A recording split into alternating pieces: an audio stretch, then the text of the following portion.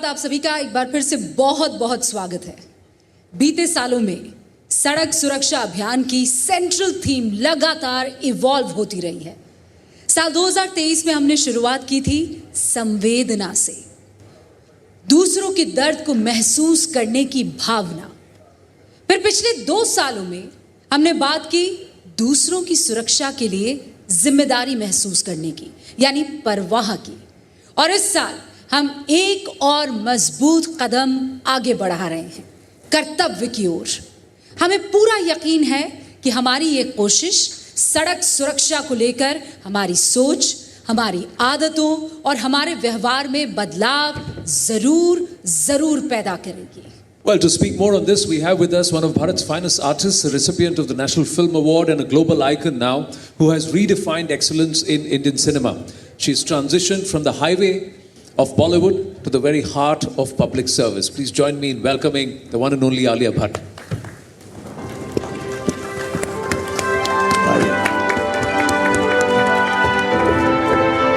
Namaste. Thank you. बहुत बहुत स्वागत है आलिया। लेकिन इससे पहले कि हम आगे बढ़ें, जिस शख्स को अब हम मंच पर आमंत्रित करने जा रहे हैं, वो इस वक्त भारत के सबसे प्रतिभाशाली कलाकारों में से एक है। एक ऐसे अभिनेता हैं जिनके हर स्टेप्स वायरल हो जाते हैं, जिनके किरदार लोगों के दिल को छू जाते हैं और जिनके अंदाज का लोहा आज सब मानते हैं।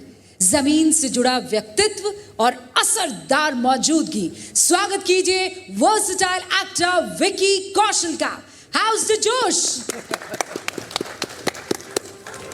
बहुत बढ़िया। विकी साहब बहुत बहुत बधाई। Thank you. Good to see you again. Good to see you. How's the josh? Thank you very, very much for joining us also and being a part of the Sadak Suraksha Abhiyan. So my question to the two of you, what is your outlook, what is your perspective? Because you spend a lot of time on the roads. Why do you think this matters? And was there a change in the way you approached road safety, the value for life, this whole aspect of parwah through the course of your own evolution as a human being, as a person? Well, I'd like to actually start by sharing a personal story.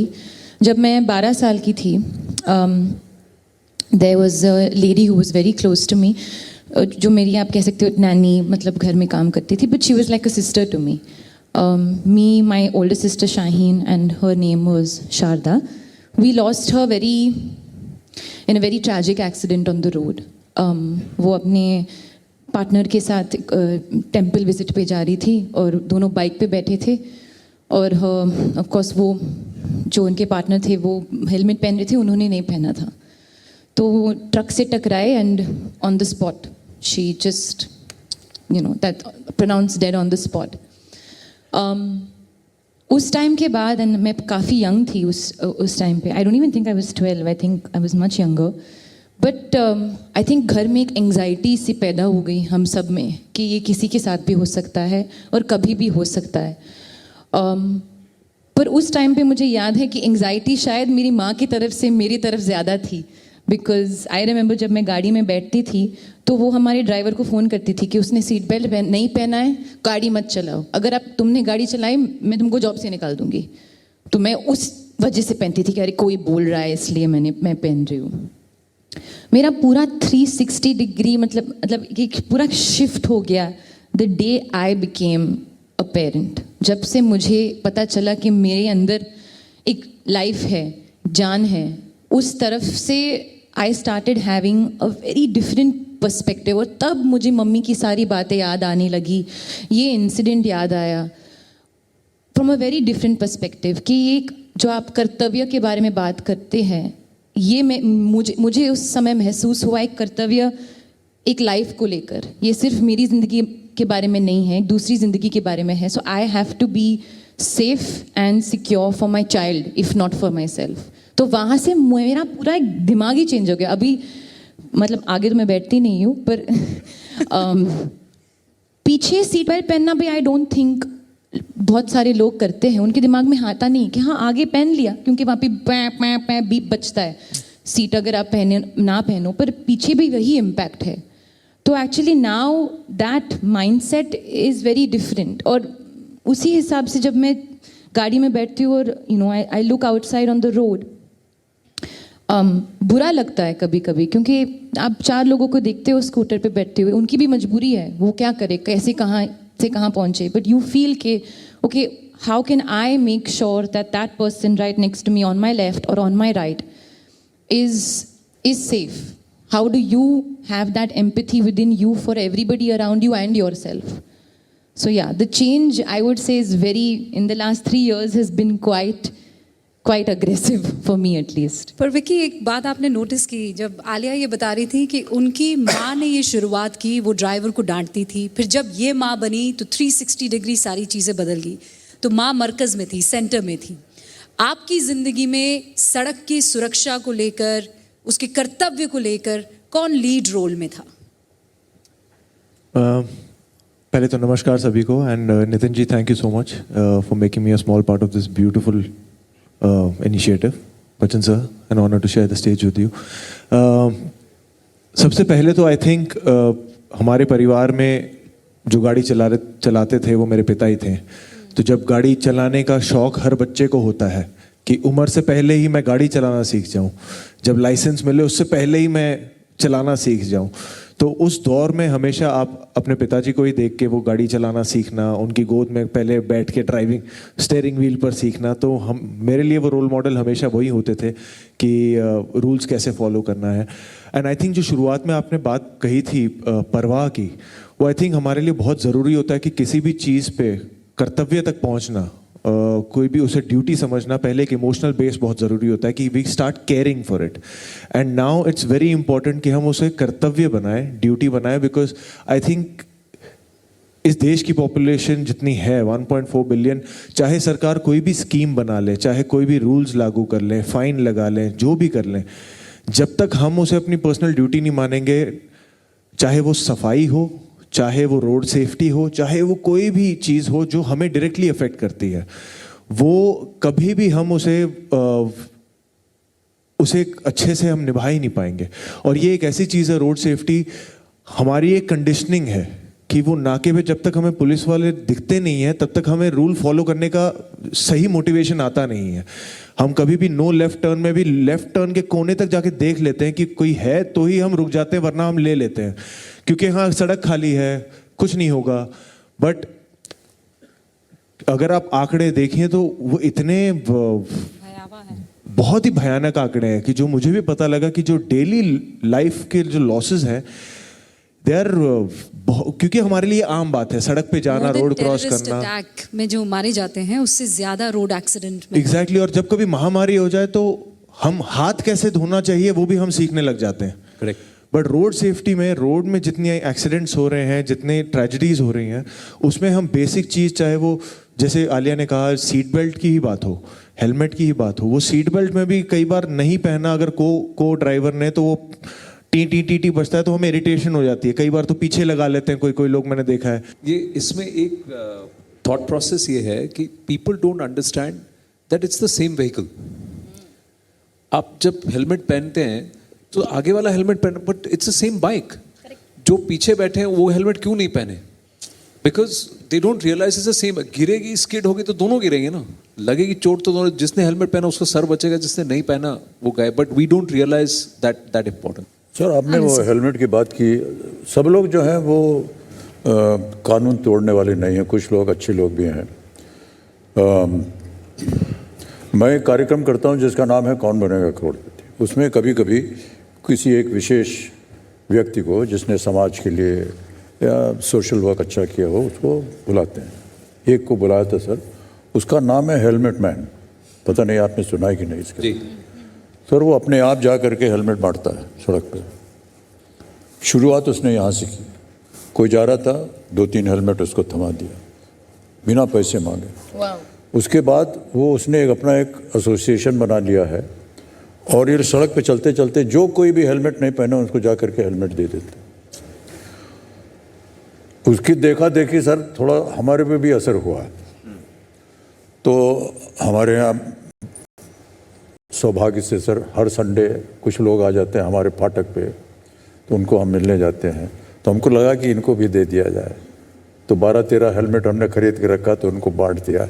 तो अगली बार आप जब जाएं, आपके public demonstration हो, 10-12 helmet आप ले जाइएगा, उनको बांट दीजिए, क्या जाता है आपका, है कि नहीं? जी नहीं बिल्कुल। नहीं, आप मजाक नहीं कर रहे हैं, सिर्फ बोला। Of course of course. पर मंत्री जी, एक प्रश्न आपसे मैं पूछना चाहूँगा कि हम बात कर्तव्य की कर रहे हैं, everybody is talking about understanding that it's our duty not just to our family, to our country, क्योंकि आप अपने कर्तव्य को निभाएंगे तो देश भी आगे बढ़ेगा, जाम कम होंगे, सड़कें साफ रहेंगी तो आगे बढ़ेंगे।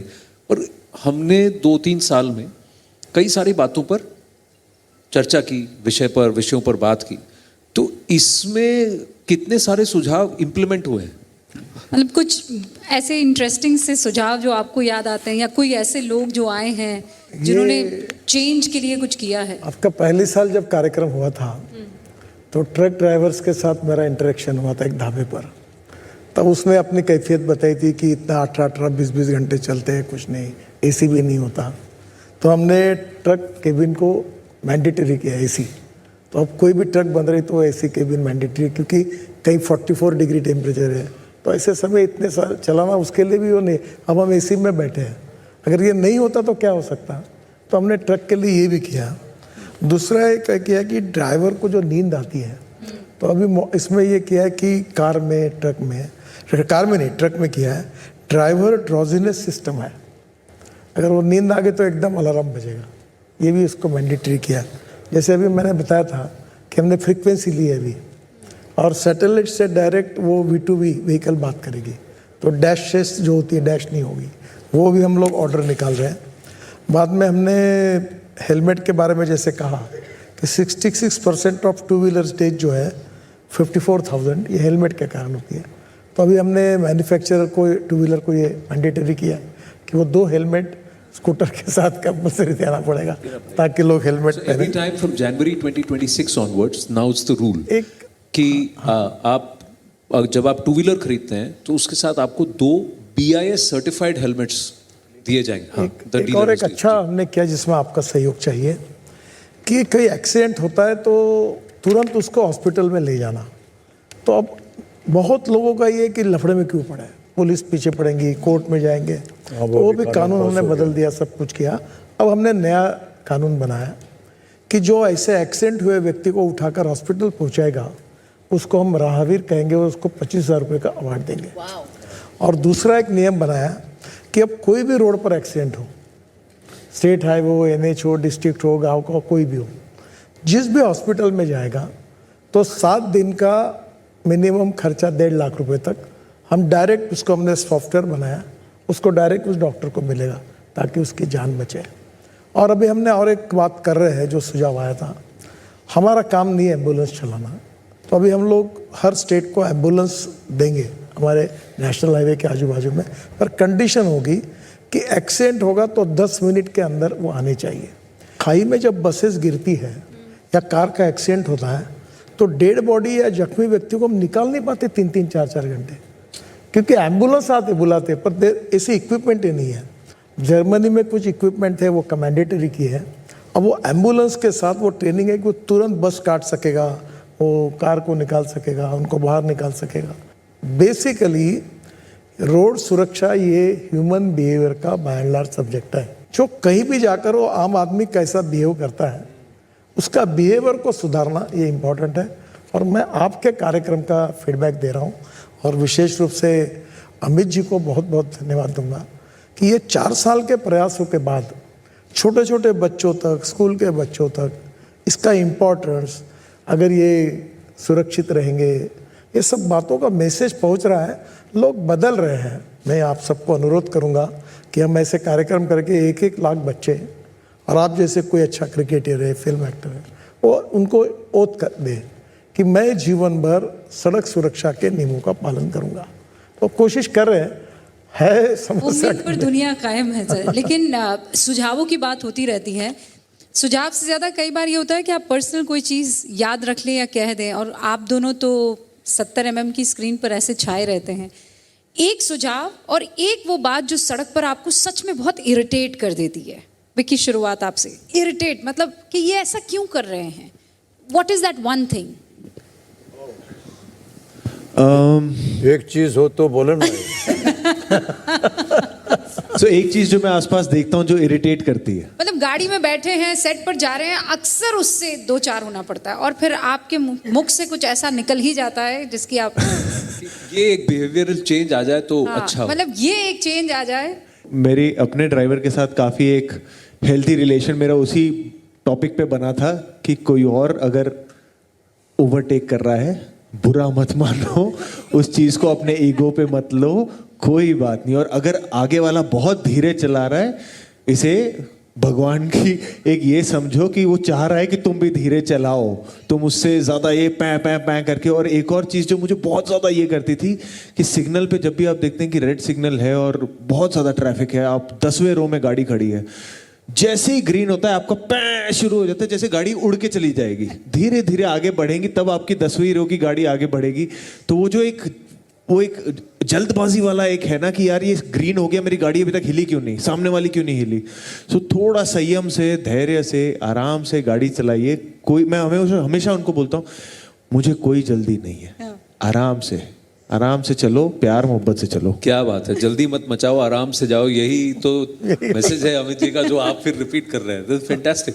Yes Alia, one behaviour thank you, change. आप कुछ तो आप बिलीव कर रहे हैं मेरी बातों को।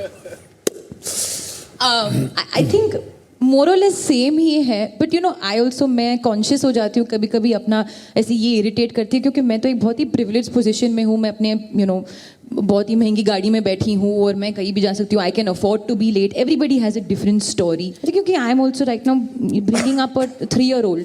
ठीक, एक फीलिंग है जब बचपन में या कि if you tell your child ये टच मत करो, वो वही टच करेगा, तो उसको ऑपोजिट बोलना है। You know, the minute you here rule, ऐसे लगता है कि रूल हमको फॉलो नहीं करना है, बट द मिनट अंदर से हम उसको रूल नहीं बट हमारी लाइफ सेफ्टी मानेंगे या जस्ट लाइफ प्रोटेक्शन मानेंगे, and it's not somebody else is telling us to do it, हम खुद अंदर से कह रहे, तब माइंडसेट चेंज हो सकता है। तो उसी माइंडसेट चेंज पे मैं थोड़ी सी always comedy situation already almost हो जाता है जब एक 4 रास्ता होता है और you see the traffic policeman बीच में, रास्ते के बीच में खड़ा है, एक लेन को रोकने की कोशिश कर रहा है, जैसे ही उसने पीठ यहाँ पे डाल दी, ये दूसरे वाले यहाँ से निकलना शुरू करते हैं। तो इट्स ऑलमोस्ट लाइक अरे ये देख नहीं रहा है, चलो निकलो यहाँ से, दैट। एंड वो ट्रैफिक पुलिसमैन बेचारा वो भी थक जाता है, वो कितना संभाले, ये लेफ्ट राइट आगे पीछे।